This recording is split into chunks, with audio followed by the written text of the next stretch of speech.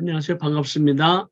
저희가 그 두 번의 강의를 통해서 하나님의 나라와 또 다시 오실 예수 그리스도 만왕의 왕 대로를 수축해야 되는, 그래서 이슬람권 안에서 그것이 왜 중요한가 말씀을 드렸고, 또 이스마엘을 향한 하나님의 언약, 약속을 통해서 알고 있는 우리 무슬림들이 어떠한 우리의 대적이 아니라 하나님의 복음을 들어야 할, 예수 그리스도의 복음을 들어야 할 사랑의 대상이다. 잃어버린 영혼들이 하나님 나라로 돌아오게 해야 할 우리의 거룩한 부르심과 사명이 있다라고 하는 것을 말씀을 드렸습니다. 오늘은 이제 연합 기도 운동에 대해서 United Prayer Movement, 이 견고한 여리고성 같은 이슬람권을 우리가 어떻게 타파할 수 있을까, 무너뜨릴 수 있을까. 가장 그 중요한 키가 연합이라는 것과 기도라고 하는 이것을 한번 실제적으로 제가 사역했던 터키에서, 이슬람권에서 어떤 역사들이 일어나고 있는지 또 일어났는지에 대해서 우리 선교사님들과 함께 그 말씀을 나누기를 원합니다. 결국 이슬람권 선교를 향해서 어떤 그 영적 돌파가 필요하죠. 이 spiritual breakthrough가 필요한데, 이게 우리 힘으로, 우리의 능력으로, 우리의 지혜로 되지 아니함을 너무나도 우리가 잘 알고 이해하고 있기 때문에 이슬람권 선교라고 할 때 일단 많은 사역자들이나 또 교회, 목회자들이나 성도들이 갖고 있는 이 부정적인 시각이 참 많습니다. 이슬람권 선교는 어렵다, 힘들다, 때로는 불가능하다, 열매가 없다. 그런 것이 이제 대부분의 우리의 생각, 우리의 마음을 갖고 있는 거죠. 이슬람권 선교를 생각하기 전에 먼저 우리가 하나님 나라에 대해서, 그리고 온 열방의 모든 민족을 향한 하나님의 계획이 무엇인가에 대해서 하나님 나라를 좀 말씀을 드렸는데요. 결국 모든 민족 가운데 하나님 나라의 영광과 존귀와 능력과 권세가 모든 민족 가운데 드러나는 것. 그래서 각 나라와 족속과 백성과 방언이 여호와 하나님을 예배하는 것, 찬양하는 것. 이것이 하나님의 꿈이고 또 하나님의 비전이고, 또 하나님께서 예수 그리스도를 통해서 이 일을 시작을 하셨다면 그 이전의 구약에는 수많은 선지자들과 하나님의 백성을 통해서 약속하셨고, 예수 그리스도를 통하여 하나님의 나라가 임하고 완성되기까지 왕 같은 제사장으로서 교회가, 또 성도가 받은 우리의 사명이 있다라고 하는 것을 우리는 결코 잊어서는 아니 되겠죠. 그래서 그 왕의 대로를 수축하는 것에 대해서 이제 말씀을 드렸고, 우리가 이미 잘 알고 있다시피 The Great Commission, 지상태 명령에 대해서 이미 잘 이해하고 있습니다. 모든 민족을 제자로 삼기 위해서 성령이 임하시면 권능을 받아서 예루살렘과 온 유대와 사마리아 땅끝까지 예수의 증인이 되리라라는 그 예수 그리스도의 예언적 선포가 있죠. 아마 이미 신학을 공부하신 분들은 아시겠지만, 예루살렘과 온 유대와 사마리아와 라고 하는 이 카이라고 하는 헬라 원어의 and라고 하는 이 접속사는 그 예루살렘을 복음화하고, 그리고 어느 정도 우리의 교회와 성도들의 열정과 헌신이 더 있으면 온 유대, 사마리아, 또 땅끝까지. 그래서 우리 지역 사회를 복음화하고, 또 이 사마리아 어떤 소수 민족을 향한 어떤 사역을 복음화하고, 또 어떤 특수한 사역을 하고, 우리가 땅끝까지 가는 어떤 점진적인 엔드의 의미가 아니라, 이 의미는 동시에라고 하는 의미가 있습니다. 예루살렘과 유대로 가야 되고, 유대로 가는 동시에 사마리아로 가야 되고, 사마리아로 가는 동시에 땅끝까지 가야 된다라고 하는. 그래서 하나님의 성령의 인도하심을 따라 우리가 예루살렘에도 유대에도 땅끝에도 하나님께서 부르시는 대로 우리가 동시에 이 사명을 감당해야 하는 의미가 있다라고 말씀을 좀 드리고 싶습니다. 그래서 이 지상대 명령을 우리가 지금까지 부르심을 받고 순종하는 그 2000년의 역사를 통해서 분명히 주님께서 이 마지막 때에 징조에 대해서 말씀을 해주셨죠. 예수님께서 감람산에 앉으셨을 때 제자들의 종용이 나와 물어볼 때 예수님의 오심과 이 세상 땅끝에 어떤 징조가 있겠습니까? 그래서 거짓 선지자들과 예언자들이 수많은 사람들이 미혹하게 하리라. 난리와 난리의 소문을 듣게 될 것이고 민족의 민족을 나라가 나라를 대적하게 될 것이고 그리고 첫째 기근과 지진이 일어날 것이며 불법이 성행하고 그리고 사람들의 사랑이 식어지리라 라는 말씀을 하신 다음에 마태복음 24장 14절 말씀을 하셨습니다. 이 하나님의 나라, 이 천국, 하나님의 나라의 복음이 모든 민족에게 증언되기 위하여 온 세상에 전파되리니 그제야 끝이 온다. 결국은 우리가 예수님이 언제 오실 것인가 아무도 알 수 없죠. 오직 여호와 하나님만이 아시지만 그러나 그때와 그 시는 아무도 알 수 없지만 무화과 나무의 가지가 연하여진 것을 볼 때 여름이 가까이 온 줄 알다라고 말씀하신 것처럼 이 지구상 가운데 모든 민족이 예수 그리스도를 믿으면이 아니라 복음이 전파되면 그래서 온 세상에 전파되면 그제야 이 세상에 종말이 온다라고 하는 그 주님의 예언적 선포죠. 그렇다면 이 세상 땅끝 모든 민족 가운데 얼마만큼 복음이 전파됐느냐가 우리의 관심사입니다. 그래서 US Center for World Mission, 라프 윈터 박사, 지금 돌아가셨지만 라프 윈터 박사를 통해서 또 여러 선교 대회를 통해서 우리가 미전도 종족이라고 하는 Unreached People 그룹이라고 하는 것에 대해서 이미 많이 들으셨습니다. 각 어느 학자마다, 종교학자마다, 또 성경, 또 선교 전략가마다 미전도 종족이라고 하는 데피니션을 어떻게 내릴 것일까에 대해서 여러 가지 차이는 좀 있지만, 이건 나중에 제가 얘기하겠습니다. 미국에 있는 모든 선교 단체와 큰 교단들이 이제는 각각 어떤 선교의 사역을 할 것이 아니라 우리가 함께 마지막 때에 예수 그리스도의 지상 대명령을 온 열방과 모든 민족에게 복음을 전파하기 위해서 우리가 서로 정보를 쉐어하자. 그리고 우리가 이 명령 앞에 어떻게 순종할 것인가 서로가 동역하자 해서 Finish the Task Networking이라고 하는 것이 결성이 됐습니다. 그래서 Finishing the Task Networking이 결성이 되면서 2019년에 자슈아 프로젝트나 프론티어에서 사역하시는 여러 선교 단체를 통해서 Unreached People 그룹이라기보다는 좀 더 Unengaged, Unreached People 그룹들. 다시 말하면 아직 예수 그리스도의 복음을 듣지 못했거나 또 스스로를 복음화할 수 없는 그런 민족, 족속, 부족들을 우리가 조사를 할 때 그 unfinished task, 아직까지 미완성 작업으로 있는, 과업으로 있는 것이 몇 개가 있는가 조사해 봤는데 놀랍게도 369개가 남았다라고 보고가 되었습니다.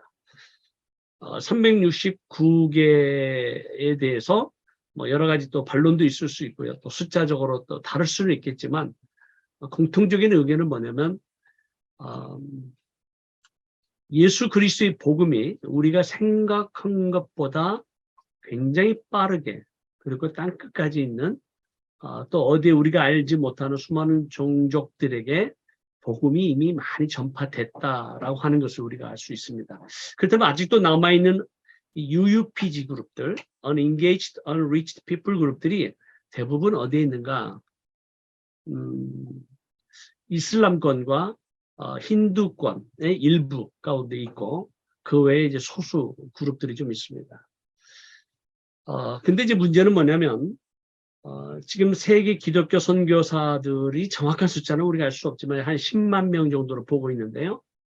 그 10만 명의 선교사들 가운데 85% 이상이 이미 예수 그리스도의 복음이 들어간 지역이나 너머는 크리스찬들이 있는 지역에서 사역하고 있다라고 보고가 되어집니다. 그래서 지난 한 20년 가까이 선교 단체에서 이 재배치 운동이 좀 활발하게 일어나기를 원했는데 이미 이제 선교 지역에 파송을 받고 선교 사역을 하는 선교사님들이 추방을 받지 않는 한 다른 나라에 가서 다른 문화에 가서 또 다른 언어를 배운다고 하는 것이 결코 쉬운 일이 아니죠. 특별히 이슬람권으로 선교사들이 다시 온다라고 하는 것은 참 어려운 일입니다. 통계적으로 이 100만 명의 무슬림 가운데 3명 미만의 선교사가 사역하고 있습니다. 그리고 이거 미국 헌금, 미국이 이제 선교 헌금을 드리는데 이 선교 헌금을 일불이라고 이제 100%죠. 일불이라고 이제 할 때 정말 이 미전도 종족, UPG 그룹들에게 복음을 전하고 교회를 개척하는 사역에 사용되는 금액은 얼마이겠는가? 미국 교회입니다. 선교헌금 일불 가운데 실제로 복음과 교회 개척 사역, 이전도 종족입니다. 이미 교회가 있는 지역이 아니죠. 그런 지역에 사용되는 금액이 얼마인가 조사해 보니까 1센트도 되지 않았습니다. 그러니까 half 센트죠.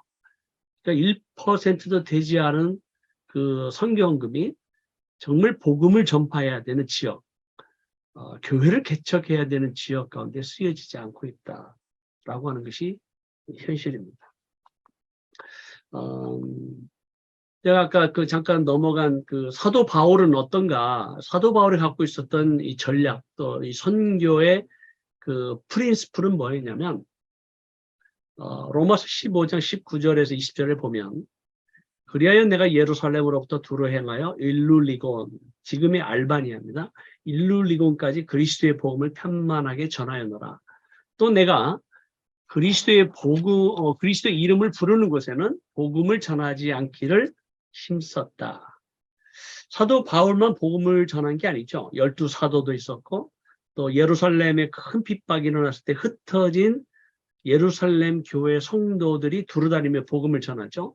갈라디아로, 갑바디아로, 본도로, 무시아로 여러 지역에 흩어지면서 이제 복음을 전하는데 가보니까 사도 요한 교회도 있고, 사도 베드로 교회도 있고, 뭐 빌립 교회도 있고, 뭐 바돌로메 교회도 있고, 뭐 여러 교회가 이미 세워졌죠. 성도들에 의해서, 또 사도들에 의해서.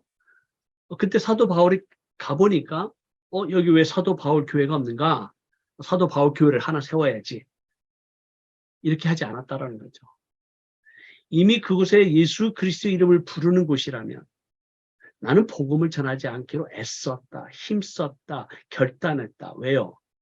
남의 터 위에 건축하지 아니하려 합니다. 이 사도 바울이 갖고 있었던 이 선교의 스피릿, 혹은 이 어떤 그 전략과 그 자세를 우리가 이미 순종했더라면 세계 선교 상황은 좀 달라졌을 거라고 생각합니다. 장로교가 갔기 때문에 감리교도 가야 되고, 감리교가 갔기 때문에 침례교도 가야 되는 그런 게 아니라 정말 예수 그리스도의 이름이 부르는 곳이라면 정말 우리가 가야 할 선교사의 이 스피릿은 어려운 지역, 남이 가지 않는 지역, 힘든 지역, 때로는 순교할 수밖에 없는 지역, 그런 지역으로 가야 되는 것이 당연함에도 불구하고 이미 복음이 전파되고 교회가 개척된 그곳에 민족과 나라에 가는 것이 과연 선교회가 가져야 할 어떤 바른 방향인가에 대해서 우리가 좀 깊이 생각해 봐야 합니다. 그래서 이 터키라고 하는 이슬람권이라고 하는 나라를 보면 이제 무슬림 월드에 대해서 이미 지금 과거에 동로마 제국, 또 비잔틴 제국을 통해서 기독교를 국교로 삼았던 이 로마 제국이 무너지면서 1453년에 컨스탄티노플, 비잔틴 제국의 수도였던 그 컨스탄티노플이 오스만 제국에 의해서 함락이 되고 멸망하면서 약 500년 동안 오스만 제국, 투르크 오스만 제국을 통해서 북아프리카와 중동 지역과 그리고 동남아시아, 그리고 중앙아시아, 심지어 유럽까지 이슬람이 강력하게 포교가 되는, 그래서 이 투르크 오스만 때 어쩌면 그 이슬람의 그 팽창, 이슬람의 그 영향력에 의해서 가장 쓰임 받았던 민족이 투르크 민족입니다. 우리가 알고 있는 돌골족입니다. 제가 그 터키, 지금 이제 투르키예라고 하는데요. 이 투르키에 2002년도에 왔었을 때에 이미 이 8,500만 명 가운데 예수 그리스도 믿는 성도의 숫자는 3,000명도 되지 않았습니다. 0.008%입니다. 패트릭 존스턴의 월드 오퍼레이션의 책에 보면 전 세계에서 가장 복음화가 안 된 넘버원 국가로 가 어느 나라냐? 터키였습니다. 그렇다고 터키가 이슬람 국가인가? 절대로 아닙니다. 터키는 자유민주주의 국가입니다. 이집트는 이슬람 국가입니다. 약 9천만 명 가운데 전에 말씀드렸지만 약 1,200만 명의 기독교인들이 있습니다. 그럼 그 당시 로마 제국 때 같은 지역에서 복음을 듣고 또 사도들에 의해서 복음이 전파됐던 이 지역 상황 가운데서 어느 지역은 영적으로 완전히 황폐한 지역이 되고 어느 지역은 아직도 예수 그리스도를 믿는 성도들이 남아있는 많은 지역들이 있는 것을 보게 됩니다. 그럼 도대체 이 터키라고 하는 나라가 어떤 나라인가? 우리가 좀 투르크 민족에 대해서 알 필요가 있는데요. 35도 이제 10에 40 위도상으로 10도와 40도에 있는 1040 윈도에 대해서 이미 많이 들으셨습니다. 근데 35도와 위도상으로 45도는 이 투르크 윈도라고 그래서 중국의 위그르족, 키르기즈스탄, 우즈베키스탄, 카자흐스탄, 투르크메니스탄, 아제르바이잔, 이 터키 이 7개의 그 나라 그리고 이제 위그르는 독립된 나라는 아니지만 이 7개 지역이 투르크 민족들입니다. 우리가 알고 있는 돌골족이죠. 그래서 이 터키로부터 위그르까지 이 투르크 언어는 우리나라와 언어와 같은 오랄 알타이 언어로 문법의 구조가 같습니다. 그래서 아제르바이잔은 과거에 소련에 속해 있었지만 90%의 언어가 서로 통용이 되고요. 투르크메니스탄, 카자흐스탄, 우즈베키스탄은 한 60, 70%를 알아듣고 위그르족은 한 60, 70% 정도 이게 이미 같은 언어권에 있는 투르크계 민족입니다. 그래서 투르크 돌골족이죠. 제가 그 투르크에서 터키에서 가장 인기가 있는 그 드라마가 있었습니다. 한국 드라마가 있었는데 무엇이었을까요? 이란에서 가장 인기를 끈 드라마는 대장금이었고요. 터키에서 가장 인기를 끈 한국 드라마는 주몽이었습니다. 주몽이 왜 그렇게도 인기를 끌었냐면, 주몽을 이제 그 국가 이제 TV 스테이션에서 이제 보여주는데 그 당시에는 이제 더빙을 했죠. 근데 너무 인기가 있어서 오리지널로 보자 해서 이제 한국말로 보고 밑에 서브타이틀을 적어서 그 주몽을 이렇게 많은 국민들이 봤는데요. 그 이유가 뭐냐면 그 고구려를 세울 때 이 돌골족의 이야기가 나옵니다. 결국은 이제 그들은 이 우리나라를 형제국가라고 부르는 것은 단순한 6.25 정전 때 와서 우리를 도와줬기 때문에 형제국가라고 하는 것이 아니라 이미 오랜 역사를 통해서 우리가 갖고 있는 것은 이제 중국 사관에 의해서 영향을 받았기 때문에 오랑캐나 또 중국의 변방에 살고 있던 많은 민족에 대해서 굉장히 좋지 않은 감정들이 많죠. 그러나 그 당시 이 돌골족은 몽골족에 의해서 이제 영향을 받으면서 이 유목민족이라서 계속해서 좋은 땅, 중앙아시아를 흘러 가면서 정착하기도 하고 계속 흘러가기도 하고 그래서 10세기에 아나돌리아 지금의 터키 땅에 와서 셀축 제국을 세우고 그리고 셀축 제국이 몽골 제국에 의해서 멸망한 다음에 오스만 남아있던 공국 바로 이스탄불 바로 밑에입니다. 콘스탄티노플 조그만한 공국이 몽골 제국이 한순간에 멸망하면서 그 베큐um, 그 빈 공간을 오스만 제국이 차지하게 되면서 결국 콘스탄티노플을 함락하게 되죠. 15세기 때. 그래서 이 투르크 민족이 지금 우리가 알고 있는 모든 그 실크로드를 장악을 하게 됩니다. 제가 한번 왕의 대로에 대해서 말씀을 드렸죠. 그 왕의 대로가 이제 실크로드가 연결되면서 이 왕의 대로를 점령하는 자는 세계를 지배한다라고 하는 그 얘기가 있습니다. 그래서 이 실크로드가 이제 투르크 민족이 점령하게 되면서 어떤 그 강력한 어떤 벨트가 이제 형성이 되게 되고 이 복음을 실어 나르는 길이 이제 막히게 되죠. 이슬람을 받아들이게 되면서 이 투르크 민족이 강력하게 전 세계의 어떤 그 몽골 제국으로 오스만 제국을 통해서 세계를 점령하게 되고 이슬람을 포교하면서 오스만 제국을 통한 이슬람의 영향력과 포교와 동남아시아, 유럽, 아프리카 이 모든 나라의 이슬람어가 전 세계화되는데 가장 영향력을 준 민족이 투르크 민족입니다. 터키 땅을 보면 아까 말씀드렸지만 자유민주주의 국가고 8,500만 명 가운데 예수 그리스도 믿는 사람이 이제 현재 지금 7,000명입니다. 2019년 통계인데요. 교회가 있습니다. 172개의 교회가 대도시를 중심으로 있는데요. 그럼에도 불구하고 수많은 선교사들, 또 선교단체들이 지난 61년부터 시작된 이제 근대 선교죠. 60년 이상 선교를 하고 전략을 가지고 복음을 전하고 교회를 개척했음에도 불구하고 열매가 없습니다. 우리가 생각했던 그 어떤 그런 열매죠.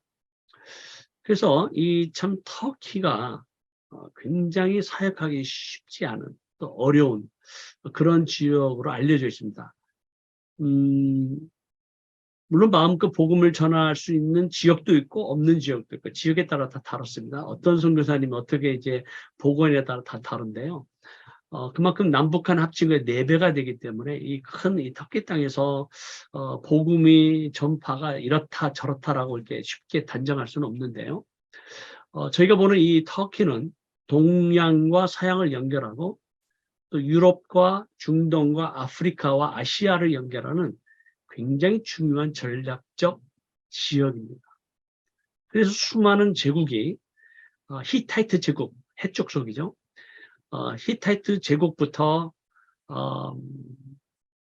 그 페르시아 제국, 그 이전에 아시리아, 바벨론, 그리고 이제 그리스, 로마 제국, 또 비잔틴 제국, 셀축 제국, 오스만 제국, 오늘날에 이르기까지 수많은 민족과 나라들이 이 땅을 차지하려고 정복 전쟁을 벌였던 가장 수많은 민족의 피가 흘렸던 땅입니다.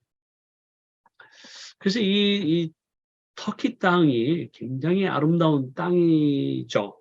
굉장히 아름다운 땅이고 그 역사 이 토인비는 살아있는 박물관이다라고 말할 정도로 이 터키의 수많은 이 제국의 역사들이 흔적들이 남아 있습니다. 그래서 과연 이 터키 땅이 왜 이렇게 복음화가 어려운가, 이렇게 선교하기가 힘든가? 선교사의 무덤이라고 얘기할 정도로 선교사기 참 어려운 것을 알게 됐을 때 2005년도에 어떠한 이 선지순례 그룹 목사님들과 사모님들을 통해서 저희 선교사님들에게 도전하신 말씀이 있었습니다. 그것은 뭐였냐면 이 터키 땅에서 사역하고 있는 선교사들과 교회와 성도들의 연합이었습니다. 요한복음 17장에 보면 예수님께서 십자가에 달리시기 전에 겟세마네 동산에서 기도하시는 그 기도의 전문이 나와 있습니다. 요한복음 17장에 보면 예수님께서 쭉 기도하시면서 아들이 아버지를 영화롭게 했기에 아버지께서 아들을 영화롭게 해 주옵소서라고 이제 간절히 기도하시고 아버지께서 주신 그 12 제자의 하나됨을 위해서 이제 기도하시고 요한복음 17장 이제 마지막 세 번째 단락에서 보면 내가 비옵는 것은 이 사람들만 위함이 아니요 또 그들의 말로 말미암아 나를 믿는 사람들도 위함이다. 그래서 이 12 제자의 하나됨을 위해서 기도하시고 12 제자들을 통해 이 땅 가운데 예수 그리스도 믿는 모든 성도들, 교회의 하나됨을 위해서 기도하십니다. 그래서 이 기도하시면서 7장 21절에 보면 아버지께 내 안에 내가 아버지 안에 있는 것 같이 그들도 다 하나가 되어 우리 안에 있게 하사 세상으로 아버지께서 나를 보내신 것을 믿게 하옵소서. 무슬림들이 왜 예수 그리스도를 믿지 않는가? 하나님의 아들이라고 인정하지 않는가? 우리 어떤 생각이나 지식이나 어떠한 지혜로, 논리로 전파하는 것이 아니라 우리의 하나됨을 통해서 세상 사람들이, 무슬림들이 예수 그리스도가 하나님 아버지께서 보내신 메시아다, 하나님의 아들이다라고 하는 것을 믿게 된다. 역설적이지만 그런 마음의 감동을 우리 저희 선교사들에게 주셨습니다. 우리가 하나됨이 이렇게 중요한구나. 오히려 단체가 다르다는 의미로, 또 파송 교단이 다르다는 의미로, 또 목회자와 평신도라고 하는 그 차이로 인해서 서로가 서로를 판단하고 정죄하고 시기와 질투와 어떤 그런 내면 속에 있는 그 선교사의 소사이어티에서 보이지 않는 어떤 알력, 어떤 미움, 질투, 경쟁, 그런 것들이 우리 안에 있었죠. 우리가 결국 그리스도 안에서 하나가 되지 못한 거죠. 그건 우리가 분열되어 있는 걸 통해서 세상 사람들이, 무슬림들이 과연 예수 그리스도를 믿을 수 있겠는가? 또 이어서 23절에 보면 내가 그들 안에 있고 아버지께서 내 안에 계시어 그들로 온전함을 이루어 하나가 되게 하려 함은 아버지께서 나를 보내신 것과 또 나를 사랑하신 같이 그들도 사랑하신 것을 세상으로 알게 하려. 결국은 그들이 하나님 아버지의 사랑을 어떻게 알겠는가? 결국은 우리의 온전한 하나됨을 통해서 서로 이해하고 용서하고 온전히 하나 되는 우리의 노력, 우리의 그 하나됨을 통해서 세상 사람들이 결국은 하나님 아버지의 사랑을 알게 되는 것이 아닌가. 그리고 24절에 의해서 아버지가 내게 주신 자도 나 있는 곳에 나와 함께 있어 아버지께서 창세전부터 나를 사랑하심으로 내게 주신 나의 영광을 그들로 보게 하시기를 원한다. 결국은 하나님 아버지의 영광, 예수 그리스도의 영광을 볼 수 있는 것 역시 우리의 하나됨을 통해서 하나님의 영광이 드러나는구나. 이거에 대한 도전을 하나님께서 저희들에게 주셨고, 그 다음에 이제 기도라고 하는 것도 이사야 62장 6절에 7절에 보면 예루살렘에 내가 너의 성벽 위에 파수꾼을 세우고 그들로 하여금 주야로 계속 잠잠하지 않게 하였느냐. 너희 여호와로 기억하시게 하는 자들아. 너희는 쉬지 말며 또 여호와께서 예루살렘을 세워 세상에서 찬송을 받게 하시기까지 그로 쉬지 못하시게 하라. 이 세상에서 여호와의 이름이 찬송을 받게 하시기까지 여호와로 하여금 쉬지 못하시게 하는 것이 무엇일까? 저희들의 생각은 또 저희들의 결론은 기도였습니다. 우리가 전략도 중요하고 방법도 중요하고 많은 재정을 쏟아붓고 선교사들이 가서 사역을 하는 것도 중요하지만 이슬람권은 성령이 역사하지 아니하십니다. 하나님께서 능력을 베푸시지 아니하시고 하나님의 나라가 능력으로 임하지 아니하면 결국은 우리 힘으로 할 수 없구나 라는 걸 깨닫게 됐습니다. 그리고 이제 마태복음 18장 18절 20절 말씀 가운데 진실로 너에게 이르노니 무엇이든지 너희가 땅에서 매면 하늘에서도 매일 것이요 무엇이든지 땅에서 풀면 하늘에서도 풀리리라. 진실로 다시 너에게 이르노니 너희 중에 두 사람이 땅에서 합심하여 무엇이든지 구하면 하늘에 계신 내 아버지께서 그들을 위하여 이루게 하시리라. 두세 사람이 내 이름으로 모인 곳에는 나도 그들 중에 있다. 이 말씀은 우리가 너무나 잘 아는 말씀입니다. 근데 이제 우리가 신학을 공부하면서 하늘의 어떤 하나님의 절대 주권을 우리가 얘기하고 하나님께서 하늘에서 메어주시고 풀어주셔야만 이 땅에서도 메어지고 풀어지는 게 아닌가라고 생각을 합니다. 근데 이 말씀은 정반대죠. 물론 이 말씀의 배경은 형제의 용서에 대한 배경이지만 이 말씀을 통해서 우리가 이 땅에서 무엇이든지 먼저 땅에서 매면 하늘에서도 베어줍니다.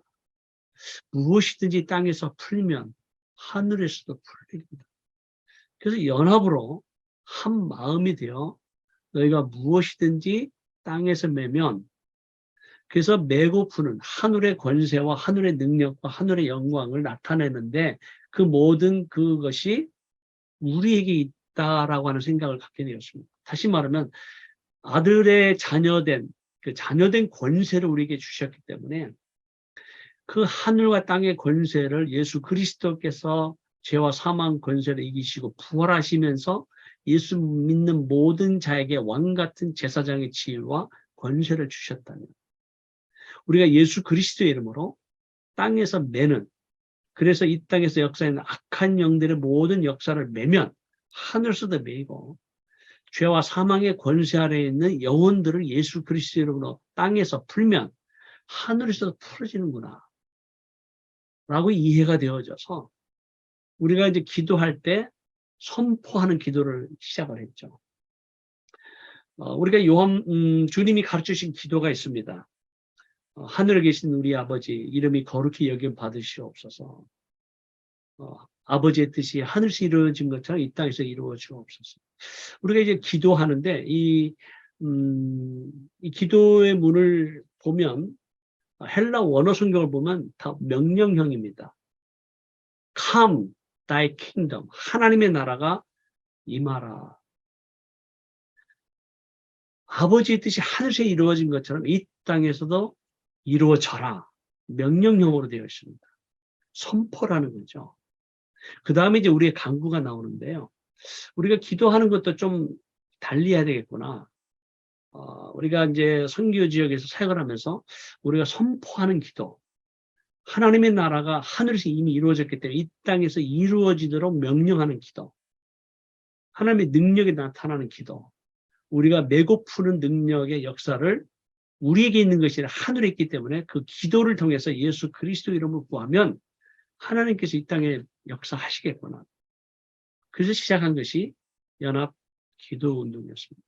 그래서 2007년도에 터키 사역하는 우리 300명의 우리 선교사님들, 한인들입니다. 한국 선교사님들이 모여서 어떤 아젠다도 이제 우리 갖지 말자. 우리가 겸허하게 하나님의 은혜를 구하고 이 땅을 치유하시도록 정말 연합 기도회를 했습니다. 우리 모든 한국 선교사님들이 100% 참여한 것도 아니고 또 여기에 아이디어와 이 운동에 동조한 것도 아니고 또 다른 생각, 다른 의견, 다른 신학적 관점을 가지신 분도 많습니다. 그러나 우리가 한 가지 갖고 있었던 바람은 뭐였냐면 정말 우리가 하나님 앞에 엎드려서 먼저 우리가 기도해야 되지 않겠는가. 선교사들이 기도해달라고 요청은 많이 하지만 정작 우리가 하나 되지 못하고 우리가 기도하지 못했다. 그래서 우리가 이제 터키의 안탈리아라고 하는 그 지역에서 3박 4일 동안 기도하고 한국의 부흥팀이 와서 아스펜도스라고 하는 2000년대 로마 원형 극장에서 우리가 예수 그리스도의 이름으로 승리를 선포하며 기도를 했고 그리고 계속해서 2008년, 2009년, 2010년 그래서 터키 교회 목회자들이 성도들이 외국인 선교사들이 동참하기 시작을 하면서 2010년 에베소서에서 27개국에서 약 한 2,000명의 prayer warriors, 정말 기도 용사들이 오셔서 하늘을 가르고 땅을 진동케 하는 놀라운 연합 기도회가 에베소 고대 도시에서 있었습니다. 에베소 고대 도시 안에서 특별 정부의 허락을 받고 정말 하나님께서 이 땅을 긍휼히 여겨주시고 치유해 주시고 이 땅에 어떤 영적 돌파를 일으켜 주시옵소서 강력하게 우리가 부르짖으면서 기도했던 놀라운 하나님의 은혜와 축복을 경험하게 됐습니다. 그래서 2010년에 우리가 기도하기는 이 땅에 영적 돌파가 있게 해주십시오. 스피리추얼 브레이크트루가 있게 해주십시오. 이 견고한 진이 무너지게 해주십시오. 이슬람권이 무너지게 해달라고 강력하게 기도하고 이것이 2011년, 2011년, 2016년까지 한 10년 동안 진행이 됩니다. 그때 2010년에 저희가 5월 달에 기도했는데요. 그해 12월 달에 아랍 스프링이 일어납니다. 튀니지아에서 아랍의 봄이라는 그 저스민 혁명이 일어나죠. 그래서 이제 이 튀니지아의 독재 정권이 무너지고 자유화의 물결이 일어나면서 리비아가 정권이 무너지고 이집트가 정권이 무너지고 그리고 시리아, 예멘 뭐 그런 나라들이 막 그 도미노 현상이 막 일어난 것을 잘 아실 것입니다. 그래서 우리는 이 터키가 무너지라고 기도했는데 어떻게 막 튀니지아가 막 무너지고 리비아가 무너진가 이게 무슨 일인가? 더군다나 2014년에 IS가 등장하죠. 그래서 시리아와 이라크를 중심으로 하는 IS가 이제 세워지면서 그 땅에 있는 수많은 무슬림들이 난민으로 쏟아져 나오기 시작합니다. 시리아의 국민의 숫자가 한 2,200만 명인데요. 그 IS로 인해서 내전으로 인해서 1,100만 명 이상이 요르단으로, 레바논으로, 그 주위 국가들로, 이집트로, 그리스로, 터키로, 그리고 터키를 지나서 유럽으로 한 150만 명이 독일로 가게 되고 지금 현재 시리아 난민이 350만, 아프가니스탄, 이란, 이라크 난민까지 합쳐 한 450만 명이 지금 터키 땅에 지금 살아가고 있습니다. 저희가 이제 그 2014년에 이제 IS로 인해서 막 수많은 난민들이 막 쏟아져 들어오는 것을 저희가 이제 목격하게 됐죠. 그리고 이제 터키에 너무 난민들이 많이 몰려오기 때문에 캠프가 준비가 되지 않았습니다. 그래서 철조망으로 이게 임시로 이제 묶어놨지만 뭐 감당이 안 되죠. 그래서 이제 81개의 프로빈스 주로 다 틀어놓습니다. 다 흩어지면서 난민들이 이제 알아서 각자 생존하거나 아니면 국경이 열렸을 때는 불가리아를 통해서 막 동유럽으로 가게 되는데 이것이 이제 사회적 유럽에서 문제가 되니까 결국 이제 국경을 차단시키죠. 그러면서 이제 에게해와 지중해를 통해서 수많은 그 무슬림 난민들이 그리스와 이탈리아와 유럽으로 건너가려고 시도를 많이 합니다. 많이 죽습니다. 그때 우리가 이 난민들을 바라보면서 제가 이제 앙카라의 수도에 살았는데요. 우리 선교사님들이 몇몇 우리가 좀 힘을 모아서 이 난민을 좀 돕자. 저희는 이제 터키 말을 하지만 시리아에서 온 난민들은 아랍 언어를 하고 아프가니스탄에 이란에서 온 난민들은 이제 페르시아 언어를 합니다. 그래서 언어가 되지 않죠. 나라도 다르고 민족도 다르죠. 근데 우리가 이제 긍휼 사역을 하면서 구제 사역을 하면서 너무 힘들더라고요. 왜냐하면 우리 이 난민의 문제는 유엔도 한 국가도 해결하지 못하는 건데 몇몇 선교사들이 우리가 이 문제를 어떻게 해결할 수 있겠는가? 또 전문인들도 아니고 이거는 뭐 월드 비전이나 월드 컨선, 뭐 릴리프나 혹은 컴패션 같은 이 전문 구제 선교단체들이 할 일이지 이거는 우리의 사역이 아니다. 마치 밑 빠진 독에다 물을 붓는 것 같은 심정이어서 우리가 이제 선교사역 하다가 이제 그만뒀습니다. 이 긍휼 사역을 하다가 도저히 못하겠다. 이건 우리의 사역이 아니다. 우리는 복음 전하고 교회를 개척하는 거지 구제 사역이 아니다라고 마음을 접었죠. 그래서 오히려 난민들을 보면 좀 죄송한 얘기지만 피해가는 겁니다. 왜? 부담스러우니까. 만나면 괴롭잖아요. 그래서 오히려 우리가 앙카라에 만나면 길거리에 있는 난민들을 이렇게 마주치기가 참 힘들었습니다. 2015년 한 어린아이의 죽음이 보드룸이라는 해변가에서 발견이 됩니다. 터키 서쪽 해안가인데요. 3살 먹은 아이란 쿠르드의 죽음이죠. 아마 이 장면은 많은 분들이 보셨을 것입니다. 한 가족이 부모와 5살 된 형 함께 구명보트를 이렇게 타고 가다가 뒤집어져서 죽죠. 그래서 아버지만 살고 그 엄마와 형과 아이랑 쿠르디란 3살 된 어린이가 죽게 되는데 아이랑 쿠르디가 이제 이 죽음이 이제 이 해변가에 발견이 되면서 저희들에게 하나님께서 하시는 말씀이 있었습니다. 뭐냐면 내가 배고플 때, 목마를 때, 헐벗었을 때, 아플 때, 옥에 갇혔을 때 지극히 작은 자에게 한 것이 내게 한 것이다. 하나님이 난민은 우리의 사역이 아닙니다. 우리가 원하는 그러니까 선교사들은 그게 있죠. 내가 원하는 사역, 내가 하고 싶은 사역. 이만 집중을 하다 보면 하나님의 음성을 종종 듣지 못할 때가 있습니다. 우리도 마찬가지로 난민 사역은 너무 부담이 되니까. 우리는 복음 전하고 교회 개척하는 사역이지 우리가 난민 사역에 부르심 받지 않았습니다. 근데 내가 너희들에게 수많은 무슬림 영혼들을 보내주는데 왜 너희들의 사역이 아니라고 하느냐. 어쩜 우리의 온고집, 우리의 교만, 우리의 내면 속에 있는 내가 하고 싶은 선교라고 하는 그 패러다임 속에 잡혀있기 때문에 하나님의 음성을 듣기 싫은 거죠. 그런 우리의 완악함, 우리의 죄악을 이 한 어린아이의 죽음을 통해서 하나님께서 우리로 하여금 알게 하시고 깨닫게 하셨습니다. 그래서 우리가 참 하나님 앞에 회개하고 우리가 난민의 모든 문제를 해결할 수는 없지만 우리가 할 수 있는 우리의 최선을 들여서 우리가 이 사역을 감당해야 되겠다.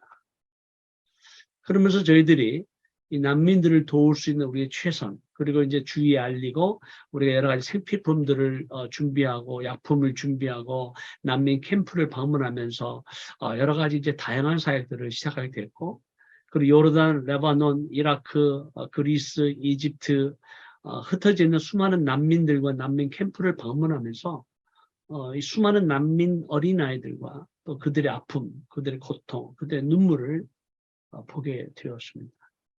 바로 그것이 하나님의 눈물이었고 아버지의 슬픔이었고 아버지의 고통임을 깨닫게 하셨습니다. 그래서 난민들 사역이 이제 시작이 됐죠. 그런 난민들 사역을 하면서 보니까 놀라운 것은 흩어진 난민들 가운데 예수 공동체가 생기더라는 거죠. 꿈과 계시와 환상을 통해서 그 흩어진 무슬림 난민들이 복음을 듣고 반응을 하기 시작합니다. 심지어는 꿈과 계시를 통해서 예수님을 만나서 스스로 개종한 사람들, 누군가의 작은 섬김을 통해서, 나눔을 통해서, 쪽복음을 통해서, 때로는 인터넷을 통해서 열린 마음 가운데 복음의 역사가, 성령의 능력이 난민들 가운데 막 나타나는 것을 경험하게 됐습니다. 아니, 그동안 제가 10년을 터키에서 사역을 했는데 한 명의 개종자도 얻지 못했다고 말씀을 드렸습니다. 그런데 2014년 이후에 난민 공동체가 막 세워지는 걸 보면서 와, 하나님의 역사구나. 마지막 때 이 하나님께서 이제는 더 이상 기다리지 아니하시고 주님의 길을 예비하시는, 그래서 이슬람권을 흔드시는 그 하나님의 역사를 우리가 이제 직접 보고 느끼고 체험하게 됐죠. 현장에서. 그래서 이제 수많은 그 난민들이 이제 예수 그리스도께 돌아오는 놀라운 역사들을 저희가 보게 되고 공동체가 세워지는 걸 보면서 하나님의 역사가 이제 이렇게 나타나는구나. 그래서 저희가 2017년 시리아 난민 공동체 가운데 한 30개 난민 공동체의 지도자들을 우리 터키 안디옥에 불러서 3박 4일 동안 수양을 했습니다. 다 젊어요. 한 30대 초반 되는 젊은이들이 막 무슬림에서 예수 믿는 어떤 그런 복음 전도자로, 교회 개척자로 막 성령께서 역사하시면서 이분들의 간증을 들으면서 막 놀라운 막 성령의 역사를 저희가 막 같이 체험을 하죠. 또 위로하고 말씀을 전하고 이제 격려하면서 마지막 날 저희들을 나오게 해서 저희 동료 선교사님에게 봉투를 하나 주는 거예요. 난민들이. 그 봉투가 뭐였냐면 Syrian Offerings for Church Planting. 시리아 난민들이 교회 개척을 위해서 헌금한 겁니다. 그 당시에 약 달러로 234달러 정도 됐는데 그 당시 이 난민들은 하루에 1달러를 버을 때였습니다. 제가 이 헌금을 받고 참 마음에 감동도 있었지만 부끄러움도 있었습니다. 우리는 뭔가 그들에게 줄 수 있다고 생각했고 나눌 수 있다고 생각했고 베풀 수 있다고 생각합니다. 또 오히려 하나님은 연약한 자를 들어서 강한 자를 부끄럽게 하시고 없는 자를 들어서 있는 자를 부끄럽게 하시더라고요. 우리 가운데 어떤 성령의 역사와 능력을 참 체험하기가 쉽지 않습니다. 그런데 올해 이 난민들 삶 가운데 예수 공동체가 나타나는 놀라운 초대교회 역사, 그 능력, 그 성령의 권능을 보면 오히려 우리는 그들을 통해서 그들이 은혜와 축복의 통로가 되어서 우리가 하나님의 역사를 보고 느끼고 체험하는 겁니다. 그래서 오히려 저희는 이 난민 예수 공동체를 통해서 하나님께서 마지막 때 이 전 세계 흩어지는 이 난민들을 향한 하나님의 어떠한 계획, 섭리, 모든 것을 우리는 다 이해할 수 없지만 마지막 때 하나님께서 수많은 영혼들이 하나님의 나라로 돌아오는 어떤 하나님의 킹덤, 하나님의 역사가 지금 전개되고 있는 것을 저는 현재 그 이슬람권에서 지금 보고 있습니다. 그래서 이제 구체적으로 이제 이 연합기도 운동을 통해서 이제 교회 개척 운동이 시작이 되는 이 교회 개척 운동에 대해서는 다음 주에 말씀을 드리도록 하겠습니다. 여기까지입니다.